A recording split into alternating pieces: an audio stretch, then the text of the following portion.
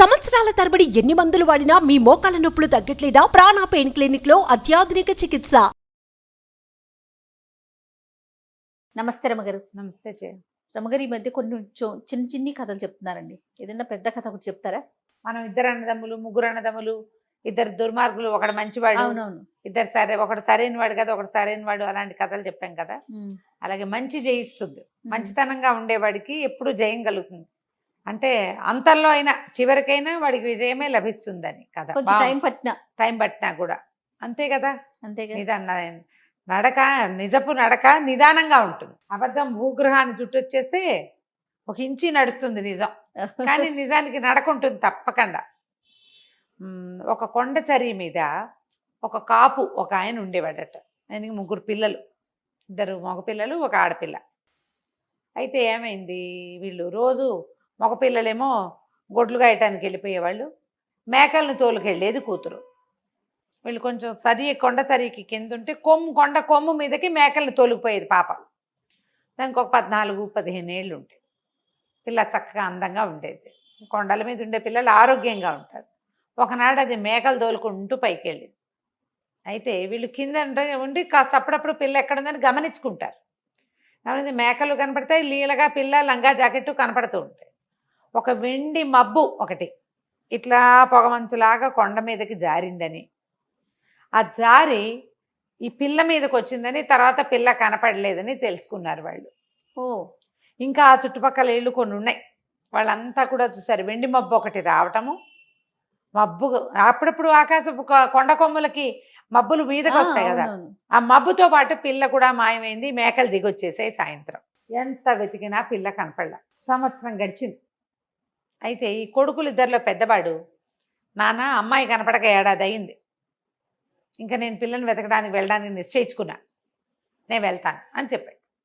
చెప్పేసరికల్లా పెద్ద నాన్న అన్నాడు, వెళ్ళడం మంచిదే నాయన, నాన్న వెళ్ళమంటావా అని నన్ను అడగకుండా నువ్వే నిర్ణయించుకోవడం బాగుండలేదు.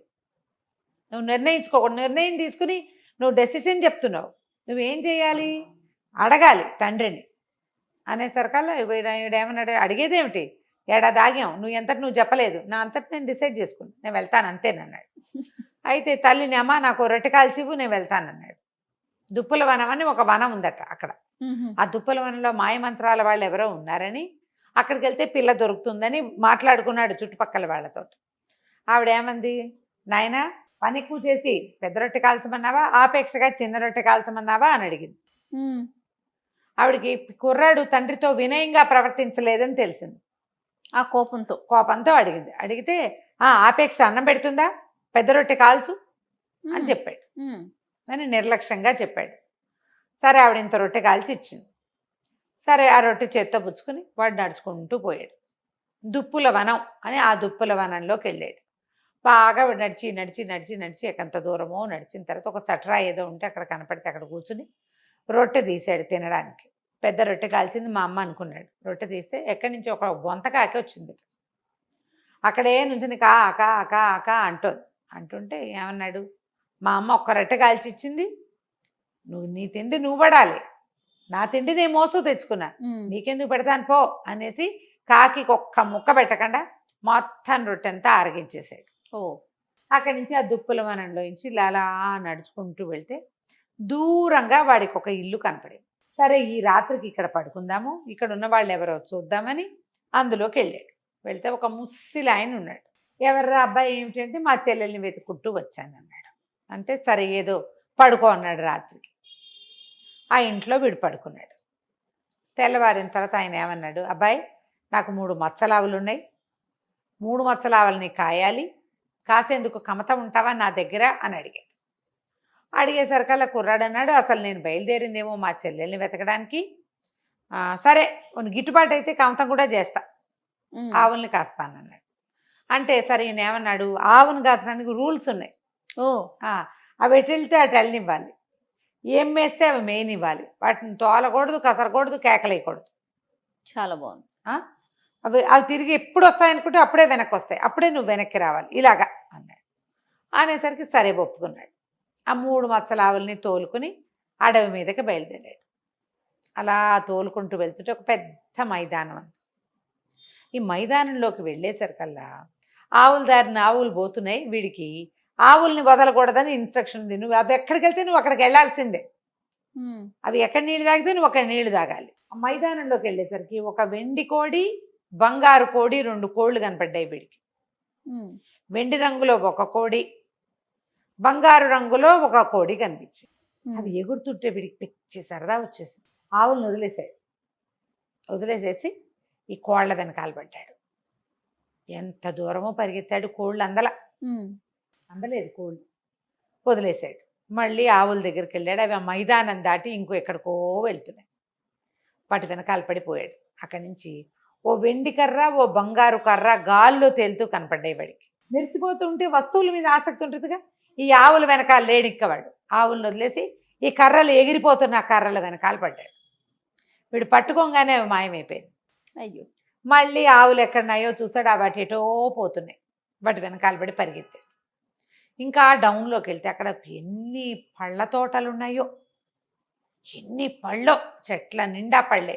వీడు ఆవులను వదిలిపెట్టేశాడు. వీడు లెక్క ఏమిటి, ఆవుల తోటి ఉండాలి.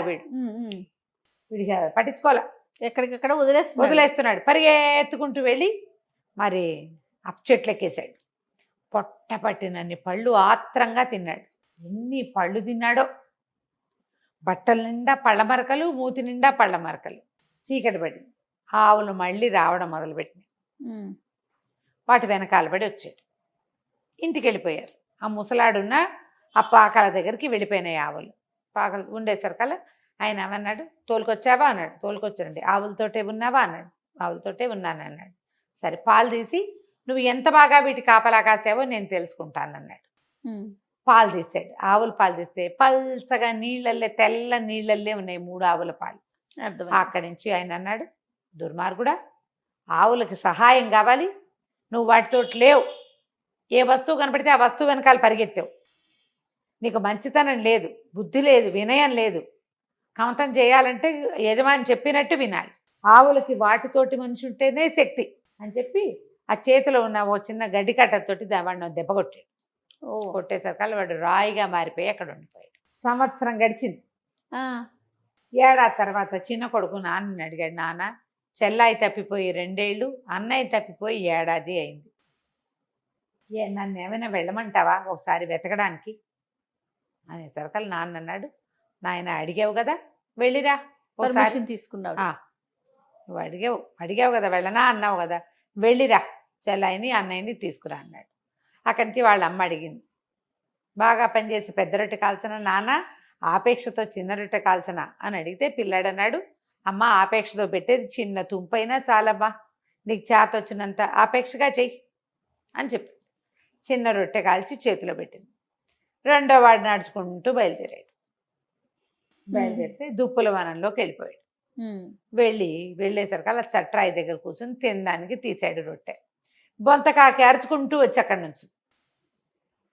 నుంచునేసరికల్లా ఏం చేశాడు, అయ్యో ఆకలిస్తుందా, అన్నిసార్లు కాక అంటున్నావు, ఇదిగోనని రొట్టెలో కోసం ముక్క తుంచి పెట్టాడు. తిని మళ్ళీ కాకి మళ్ళీ అరిచింది. సగం తందిని సగం దానికి పెట్టేశాడు. అరిచిన బొంతకాకి ఎగురుకుంటూ పోయింది. వీడు నడుచుకుంటూ ఆ ముసలాయన ఇంట్లో ఏ ఇంటికి తన అన్నయ్య ప్రవేశించాడో అక్కడికి పోయాడు. ముస్సిలాయన బాగా పెద్దవాడు. సరే, ఆయన రాత్రికి ఆయన పడుకోబెట్టి, మా దగ్గర కమత ఉంటావా అంటే, నిజానికి నేను మా అన్నయ్యని చెల్లిని వెతుకుతున్నాను, నువ్వు పెద్దవాడివి, పాపం గొడ్ల వెనకాల పడి ఏం పోతావు, నీ ఆవుల్ని కాస్తూ మా అన్నయ్యని చెల్లిని వెతుకుంటాలే తాత, ఒక ముద్ద అన్నం పెట్టు చాలు నాకు అని చెప్పాడు. ఆవుల్ని తోలుకుని బయలుదేరాడు. ఆవులు మైదానంలోకి వెళ్ళాయి. వీడికి వింత కోళ్ళు 2 కనపడ్డాయి, వెండి రంగు కోడి, బంగారు రంగు కోడి. చాలా ఆసక్తిగా చూశాడు, కానీ వీటిని మనం ఏం చేసుకుంటాం అనుకొని వాటి జోలికి వెళ్ళాల. వాటి దారిన అవి తిరుగుతుంటే వీడి దారిన వీడు ఆవుల దగ్గర నుంచున్నాడు. పోయి ఆవులతో పాటు నడవటం మొదలుపెట్టాడు. అక్కడి నుంచి ఇంకా ముందుకెళ్ళి ఆవులు మైదానాలు దాటి అడవిలోకి ప్రవేశించాయి. అడవిలో ఒక వెండి పొన్ను కర్ర, ఒక బంగారు పొన్ను కర్ర గాల్లో ఎగురుతూ కనపడ్డాయి. అలాంటి కర్రలు చూస్తే ఉత్సాహంగా ఉంటుంది కుర్రాళ్ళకి.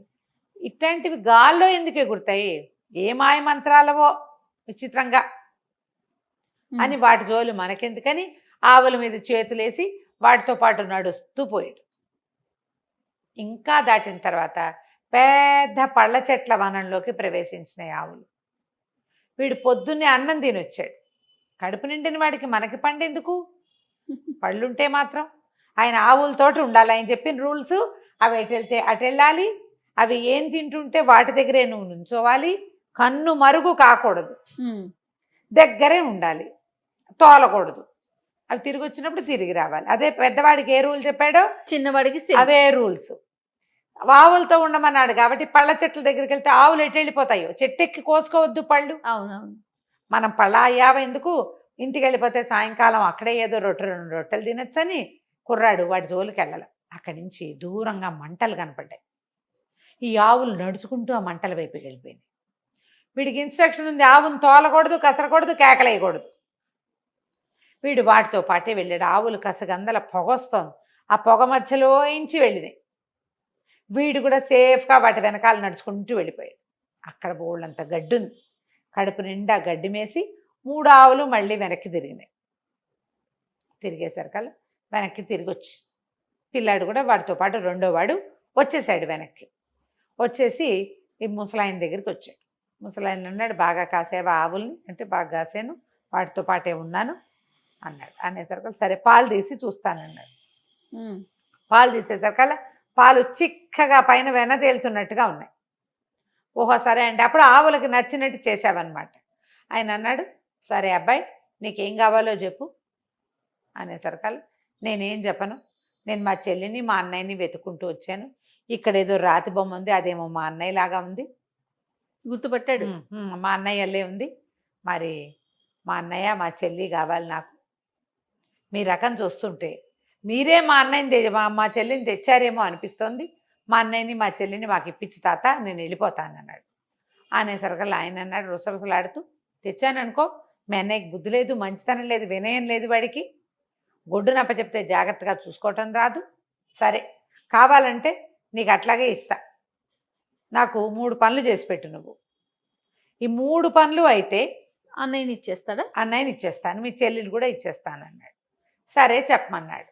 ముసలివాడు 3 కోరికలు చెప్పాడు. ఏం చెప్పాడు, ఈ కొండ అవతల అడవిలో, కొండ మీద కూడా వెళ్తుంది, ఒక అడవి దుప్పి ఉంది. దాని బ్రహ్మాండమైన కొమ్ములు, ఆడదుప్పి, అది కాళ్ళు చువ్వల్లా ఉంటాయి, మహావేగంతో పరిగెడుతుంది. ఆ దుప్పిని పట్టుకొచ్చి తెచ్చిపెట్టు నాకు, అది కావాలి. తర్వాత అవతల వైపు ఉన్న సరస్సులో ఒక ఆకుపచ్చ రంగు మెడ ఉన్న బాతు ఉంటుంది, అడవి బాతు. అతను సరస్సు చుట్టుపక్కలే ఉంటుంది, ఆ బాతును పట్టుకురా. తర్వాత కొండల మధ్యలో కోనేరు ఒకటి ఉంది, ఆ కోనేట్లో ఎర్ర రంగు మొప్పలు, ఆకుపచ్చ రంగు తోక, పసుపచ్చ మెడ కింద పసుపు తార ఉన్న ఒక అద్భుతమైన చేప ఉంది. ఆ చేపను తెచ్చిపెట్టి, జల చేప. ఈ 3 పట్టుకురా, మీ తమ్ముడు మీ చెల్లిని మీ అన్నయ్యని ఇచ్చేస్తానన్నాడు. వీడు ఎట్టా తెస్తాడు, సరే కుర్రాడు బయలుదేరుతానన్నాడు. అక్కడి నుంచి అడవిలోకి బయలుదేరాడు. బయలుదేరితే దూరంగా వాడికి ఆ దుప్పి కనపడింది. ఆడదుప్పి ఎత్తుగా ఉంది, దాని కాళ్ళు నిజంగా చాలా బలంగా ఉన్నాయి. ఇక పరిగెత్తింది, వీడు దాని వెనకాల పడ్డాడు. పడి పడి పడి ఏమనుకున్నాడు, ఒక జాగిలం గనక ఉంటే దీన్ని పట్టేస్తాను నేను అనుకున్నాడు. సడన్గా ఎక్కడి నుంచి వచ్చిందో పెద్ద కుక్క వచ్చింది. అక్కడి నుంచి కుక్క వీడు కలిసి దాన్ని కాసేసి ఆ దుప్పిని కట్టేశారు. ఆ దుప్పిని భుజాన్ని వేసుకున్నాడు, అడవిలో గుర్తుగా ఓ చోట పెట్టాడు. అక్కడి నుంచి ఇప్పుడు సరస్సు దగ్గరికి బయలుదేరాడు. బయలుదేరేసరికి అలా సరస్సు దగ్గరికి వెళ్ళేసరికి వాడు రోజులు పడతాయి ఈ పనులన్నిటికీ. ఈ పైన బాతు ఎగురుతోంది, ఆకుపచ్చ రంగు మెడ ఉన్న బాతు ఎగురుతుండేసరికల్లా బొంతకాకి మొట్టమొదట వీడు రొట్టె పెట్టాడు కదా, ఆ కాకి పైనుంచి ఎగురుతూ తనే ఒక్క పోటు పొడిచింది ఆ బాతుని. పొడిచేసరికల్లా బాతు కేరమంటూ కింద పడిపోయింది. టక్కిని పట్టేశాడు దాన్ని, మెడ పట్టుకున్నాక ఇంకా బాతు ఎక్కడికి వెళ్ళలేదు. ముందు వచ్చిన కుక్కని కూడా ఈ కాకే పంపించింది వాడికి సహాయం కోసం. వాడి వెనకాలే తిరుగుతోంది అది. అక్కడి నుంచి ఏమైంది, జల చేప కోసం వీడు కోనేట్లోకి వెళ్ళాడు. కోనేట్లోకి వెళ్ళేసరికల్లా ఒక అడవి పిల్లి నీళ్ళల్లోకి దూకి ఆ చేపను లాక్కొచ్చి వీడి చేతికి అప్పచెప్పింది. అవన్నీ ఎందుకు వచ్చినాయి, బొంతకాకి వల్ల వచ్చినాయి. అది అడవిలో ఉంటుంది కదా, అక్కడి నుంచి ఈ పిల్లిని, ఈ బాతుని, అది చేపని, బాతుని, ఆ దుప్పిని భుజాన్ని వేసుకుని ఈ కుర్రాడు నడుచుకుంటూ పోయి ఆ ముసలాయనకి అప్పచెప్పాడు. చెప్పేసరికి ఆయన మాయ మంత్రాల వాడికి తెలుసు ఏం జరిగిందో. ఈ 3 స్వాధీనపరుచుకుని లోపల పెట్టుకుని ఏం చేశాడు, ఈ రాత్రిలోగా ఉన్నాడు కదా అన్నయ్య, ఆ అన్నయ్యనేమో మనిషిని చేశాడు. లోపల మబ్బు లాంటి ఒక పదార్థంలో దాచిపెట్టిన పిల్లని కూడా బయటికి తీసుకొచ్చాడు.